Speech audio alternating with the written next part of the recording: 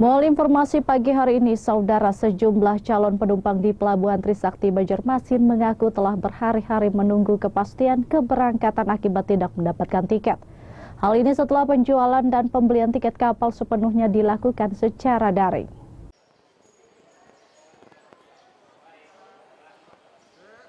Sejumlah penumpang yang menunggu di terminal keberangkatan Pelabuhan Trisakti Banjarmasin mengaku telah berhari-hari belum mendapat kepastian keberangkatan. Penumpang mengaku belum mendapatkan tiket yang biasa dijual oleh agen di sekitar pelabuhan dan menduga adanya pembatasan keberangkatan. Sehingga diantaranya bahkan telah menunggu 3 hingga 5 hari di pelabuhan.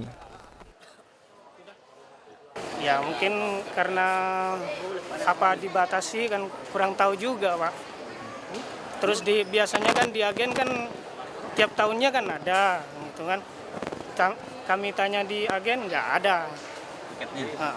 Ini udah berapa lama di sini? Di sini 3 hari itu. Udah 3 hari? Okay.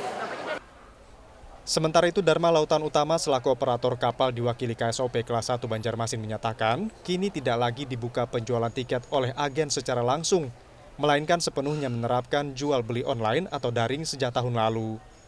Untuk itu pihaknya akan membantu membeli tiket untuk jadwal keberangkatan kapal selanjutnya. Pelabuhan Banjarmasin tidak ada penjualan tiket secara manual. Kenapa mereka datang sini? Tentunya karena mereka tidak bisa dapat akses karena yang tadi saya katakan, ketika kapasitas kapal sudah penuh untuk jadwal keberangkatan tanggal yang mereka inginkan, pasti tidak bisa mengakses lewat online.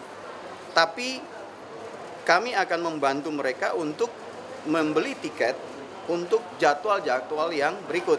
Informasi tadi dari DLU bahwa tanggal 19 besok dan 20 itu masih ada space.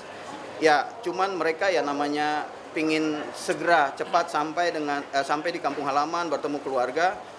Namun kondisinya seperti itu. Tetap kami akan bantu.